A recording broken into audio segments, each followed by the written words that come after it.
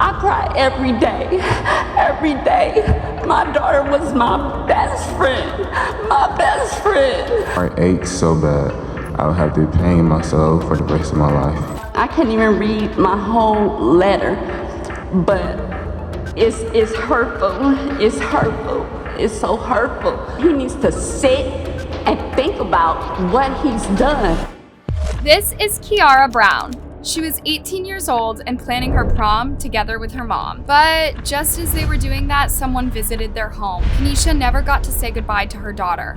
She was only supposed to leave the house for a few minutes. Instead, her life was taken away in a cruel, sudden way that had left all of her loved ones in a state of permanent grief. Then, her killer turned himself in and got a 5-year prison sentence. How on earth is that possible? And what is Kiara's family doing about it? This is the full story of Kiara Brown. In the very early hours of March 26, 2018, 18-year-old Kiara Brown was discussing her prom night plans with her mother, Kenisha. Kiara was about to graduate from Harold St. Vincent High School in Milwaukee in May of that year. They were both super excited about it. They were besties, and Kenisha would help her daughter find the perfect dress and everything. Either the white dress or the teal dress. Then they would discuss what Kiara wanted to do after high school. She was getting ready for graduation. But that night, someone knocked on their door. It was Kiara's ex-boyfriend, Marvin Patterson. They'd broken up about a year before, but Marvin had recently started contacting Kiara again as a friend. Now he said he had something to show her. Kiara didn't even dress up. She thought she'd hop inside Marvin's car and be out in a few minutes. But when Kiara got in, Marvin drove off. At around 5:30 in the morning, authorities received a disturbing 911 call.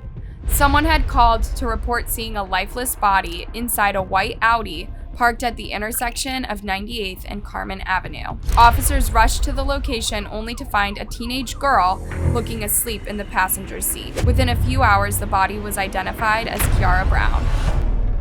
On March 27th, Marvin Patterson turned himself in. He knew authorities were looking for him. He'd left Kiara in his brand new Audi and ran off after he realized what he'd done. He was panicking and didn't have a plan. Now, it's debatable if Marvin turned himself in out of guilt because he didn't know where else to go or because he wanted law enforcement to believe his story. That's because to this day, there is a debate on whether he unalived Kiara accidentally or if it was cold-blooded and calculated. Marvin sat down with a couple of investigators and talked them through the previous night. He said he'd dropped by Kiara's home unannounced to surprise her with his new Audi. That's what he wanted to show her. However, he didn't tell her that they would be going for a drive. He just invited her into his parked car and then within seconds drove off. According to Marvin, he drove the Audi to an alley where they sat and talked. At one point in the conversation, Kiara asked about a firearm he had in his glove box. Marvin took it out of the glove box and explained that he'd recently gotten it to defend himself against street violence if needed. He put it in the cup holder. Then Kiara reached for it and tried to take a selfie with it. Seeing this, Marvin tried to grab it away from her to avoid an unfortunate accident, and that's exactly when it went off, right into Kiara's head. In a panic, Marvin left her in the car and fled on foot. That was his first story. Anyway, when he was interrogated a second time, investigators put pressure on Marvin to tell the whole truth. Now he changed his story completely. After parking in the alley, Marvin said the two started talking and then started having an argument. In a play fight sort of situation, he took out the firearm and pointed it at her head.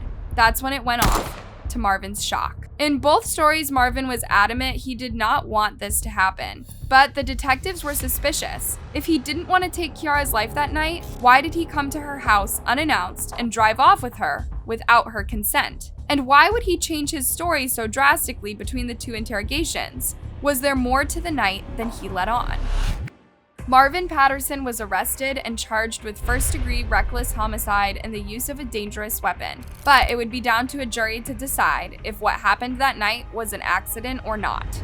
Right now, a teenager should be getting ready for the prom, but a devastated family prepares for her funeral, and an ex-boyfriend is in custody. Kenisha became a familiar face on TV in Milwaukee that spring. He turned himself in, but it's not gonna make me feel better. It's not gonna make me feel better. It's not gonna take the pain away. She wanted people to know the tragedy she was going through.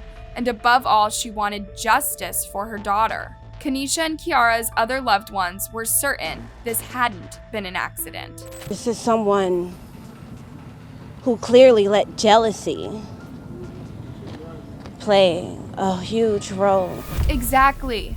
Everything from luring Kiara out of her house to driving out without her permission and somehow producing a firearm inside the car stinks. Clearly, Marvin was interested in Kiara more than she was in him. To Kiara, things were over between them, and she had stopped contacting him almost 1 year before the incident. But Marvin continued to make intermittent contact, and this time he'd visited her house while he had a weapon on him. It's hard to not see the whole picture as a jealous ex with a "if I can't have you, no one can" mentality. It's absolutely heartbreaking that a violent, impulsive person like this can have control over an innocent person's life with just one weapon. Kenisha was absolutely devastated. I cry every day, every day. My daughter was my best friend, my best friend. She said that no amount of justice will replace her daughter. And even if I get answers, that won't be enough. That won't be enough. In late 2018, it looked like Marvin could be in prison for the rest of his life. If convicted, Patterson faces more than 60 years in prison. What we've learned today about the moments leading up to Kiara Brown's death proves just how senseless it really was. When Marvin's bail was set, he began crying. Today, handcuffed in court, Patterson cried as his bail was set. It's one of those moments on why young people, in my estimation, should not be in possession of firearms. A year later, Kiara's family was shocked to learn the outcome of Marvin's trial. In August 2019, Marvin Patterson reached a plea agreement with the prosecutors. He pled guilty to the amended courts of murder by reckless use of a dangerous weapon. On October 10th of that year, he was sentenced to 10 years in prison with the possibility of parole after 5 years. 5 years behind bars. That's how long one Milwaukee man will spend after admitting to shooting and killing his girlfriend. 5 years in prison and 5 years on extended supervision.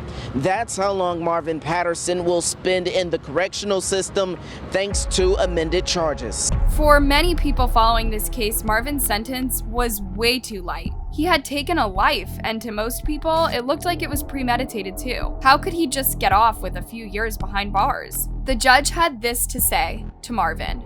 I can see that it affects you, Mr. Patterson, but this is not a probation type case. This is not a case where you're going to be going immediately on extended supervision. Reportedly, Marvin got the maximum prison sentence for the type of crime he was eventually charged with. After his sentencing, Marvin expressed his remorse for taking his ex-girlfriend's life. My heart aches so bad. I'll have the pain in my soul for the rest of my life. He repeated that he did not mean for the firearm to go off and that he will forever regret being reckless and impulsive. But Kenisha let him know the damage was done and he couldn't take that back. I cry every day, every day. My daughter was my best friend, my best friend. No, there will never be another. Needless to say, Kenisha did not agree with the short sentence. I can't even read my whole letter, but it's hurtful. It's hurtful. It's so hurtful. He needs to sit and think about what he's done. Kenisha told CBS she did not have a bad bone in her body. I can find nothing bad to say. Not just because she's my daughter, not because of the situation. She was a genuinely good person. According to her aunt, who established a GoFundMe page to cover the cost of Kiara's funeral, Kiara was the most sweetest child and young adult I knew. Simply beautiful inside and out. She was a beautiful, spirited young woman who came from good family values. A student who attended Vincent High School and worked a job for over a year. She had many friends, and everyone who knew her loved her. That's precisely what makes this case so tragic. Kiara was nothing but kind to everyone around her. While it's unclear how her relationship with Marvin began or ended, they seemed to be on friendly terms with each other for a year. Then this happened. Did Marvin mull over his frustrations until he came up with a terrible plan? Or was he genuinely trying to win Kiara's heart back and a tragic accident happened? As of late 2023, Marvin Patterson has already been released from prison, as the year he spent in jail awaiting his trial counted toward his 5-year sentence. Now he's on probation but free to live his life, much to Kenisha's jargon. As justice didn't serve them well, Kiara's family now shifted their focus to raising awareness around DV in young couples. According to a report, 1 in 12 teenage girls report this in the United States, but the actual number is much higher. It's like 1 in 3 youth have experienced that. That's quite a bit. And it can be very volatile. This is why we need to see the red flags and run away before the worst happens. Teen dating violence is happening right here in East Tennessee. According to the CDC, nearly 1 in 3 teenagers has experienced some form of dating violence. He was perfect. He was charming and handsome. So quickly that he said he loved me within the first 2 weeks. You guys, this is called love bombing. And it's something that a lot of manipulative people do.